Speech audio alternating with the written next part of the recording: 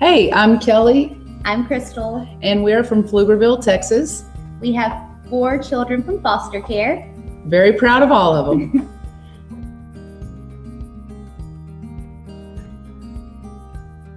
It was kind of, even from the beginning, it was kind of, we both have always had a love for children. I mean, even, I was in the school system where Crystal worked with children all the time, like either through nannying or taking care of a child, who had special needs and stuff. And I knew these things and we would talk about it.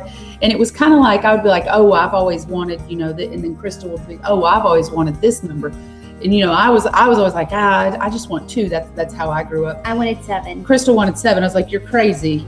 And I was like, ugh. But then somewhere around the 5-year mark, we just decided, like, it was just time to go. Like we had established our relationship. We had just bought a house together. Yeah, we had just bought a house. There were certain things that we wanted in place before, bringing children in, that, just to make their lives the best that we possibly could. So she was established more in her job. I was working for a technology company as a coordinator, and she was like in your second year of principal. Yeah. She was in her second year of being an assistant principal, and so we just kind of felt like it was a good idea. I mean, we had a little home like in Hutto, and it was it was kind of empty. So we literally had like one summer in our home without children, and then we filled it up really quickly. Ooh. And had to move to a bigger house. Kind of like I always knew it was going to happen. I just didn't know when, because we both have a deep love for children. Like that just shows. I mean, everything we've both always been involved in, from volunteer to what, I do for a living, or what, Crystal at one point, and maybe still wants, pursuing a nursing degree. So, I mean, it's just all about caring about people. Yeah. Yeah. Well, we really didn't know about how to get started. So I Googled where to go for meetings for foster care meetings. I don't even remember what I Googled, and it popped up some Austin library. Well, we're like super early to everything. So we show up like an hour early for this meeting, and we're sitting there waiting with all these other families. Pad and paper. Oh, we're yeah, ready to go. We do. We have a pad and paper, and we're front row Joes waiting there, and all these people following behind us. And as we're sitting there, we're learning more about the foster care system and how to get started. And they pass out sheets with different placement agencies on them. Well, that night, a speaker came from a placement agency. Her name is Jamie, and at the time, she was the director of Texas Mentor. And so we fell in love South with Austin branch. We fell in love with her. I mean, we knew right then. We were like, so we love this lady. She's precious. She had an amazing personality, super bubbly. And then we immediately went up and talked to her. And she was like, actually, we have classes starting this week. If you want to, get involved or start them, or, contact our office. And we did. And that was kind of all she wrote, because it was literally that next week we got started in classes. Yeah, we got enrolled, and we did our FBI fingerprint, background checks. We did our state. They had a lot of, it was pretty home inspection. Yeah, home inspection, health inspection, fire marshal. Lord, I don't know who else we had. We had to make sure all of our pets were up to date on shots. Yeah, which they were, because our pets used to have medical insurance, but now that we have too many children, we had to drop that. But they're still up to date on shots. Yeah, they're still up to date on shots. And then we ended up getting, so that ended like mid-October. Mm-hmm. And then our home study.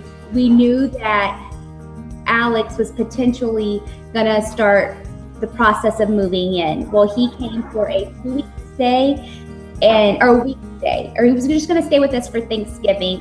And things at his foster home just weren't working out too well. And so he just immediately moved in with us. But when he was there for the Thanksgiving, that's when we got our first placement, and that was B. And so we got the call about him being in the hospital and being released. And so or they needed a home for him to be released to. And we jumped on that because we didn't want him to spend Thanksgiving alone. And we drove to San Antonio.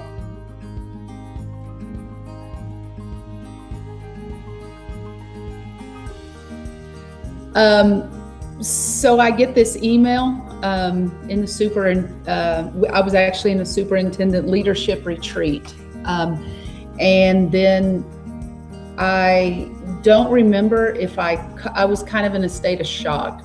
I don't remember if I called Crystal or if I know I immediately got up. I told my boss, did not give an explanation. I've got to go. I told my friend though, hey, this is what's going on. She was like, get the heck out of here. She was another assistant principal with me. And then I think I called you when I got in the car. And and my sister also knew, and you were at home with him though, for something. Crystal must have worked at home from that day because she was home already. And I come home and he's there and she's there, and I just kind of look, and I remember thinking, I can't pack his stuff. And thank God Crystal did that, because anyway, and I said Crystal would cry more. But I remember, how are we going to pack his stuff? Like, I didn't have the strength. And I just wanted it to go away.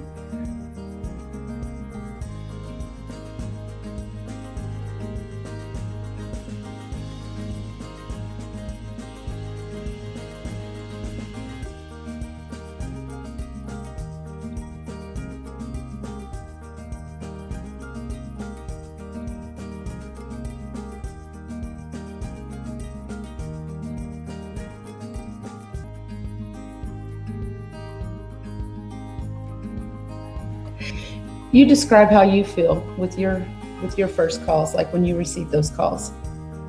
Well, I always cry because I'm just a big baby. Yeah. But I know with Weston, because she stayed in the room with me at the emergency room, and they called and they said, we just want to let you know that you were chosen for Weston's Forever family. And, you know, you're so excited, because we thought we weren't going to get picked because we knew who we were going up against. And we were super ecstatic, and I started crying. And as soon as I walked in the room, she said, we got picked, didn't we? And I said, we did. And so then you start calling everyone to let them know that you now have a real son. Like, he's real, like he's Pinocchio, he's a real boy now. And he's just not like, you know, and it's just getting closer that he's coming, because it was like 3 months we talked this child into life, like into our lives. Like, we would say, I wonder what Weston's doing today, or I wonder if he is playing with his trucks and cars. We didn't even know what Weston did on a daily. Very, it was exciting. I mean, yeah. We kind of saw it coming just from like we would always check in saying, okay, is she available? No, she's not. And we were just hoping that she would come available. But the call for Lexi, I got the call. I didn't check in with her, and I was like, of course we want to adopt her. And immediately we called Texas Mentor, and they started our paperwork on her. We actually got to adopt her here in Austin, and it was a smaller adoption, but it was just a special.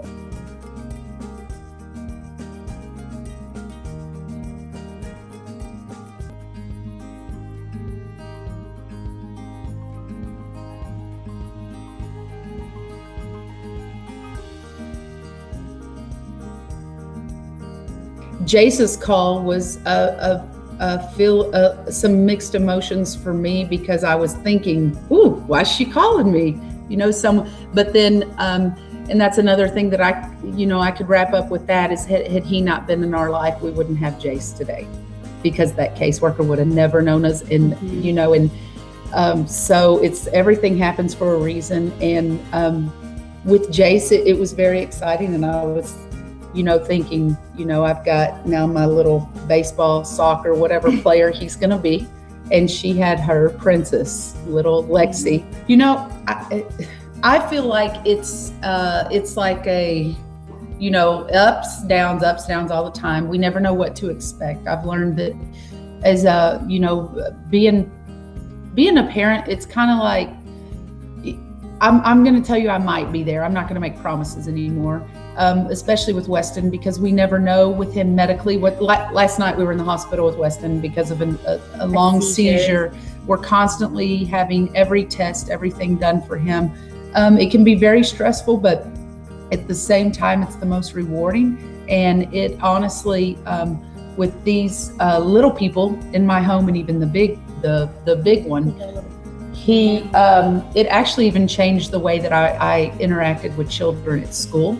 When I was, doing a referral, now I'm like, okay, if that were Jay sitting there, how would I want this person talking to, so it's kind of really put a whole different perspective on the way I do business at work. I think it's made me better at my profession, but it's also made me realize how I'm, not that I didn't know this as an athlete, but the ups and downs of parenthood and the things that can, sometimes like what, and here comes Weston.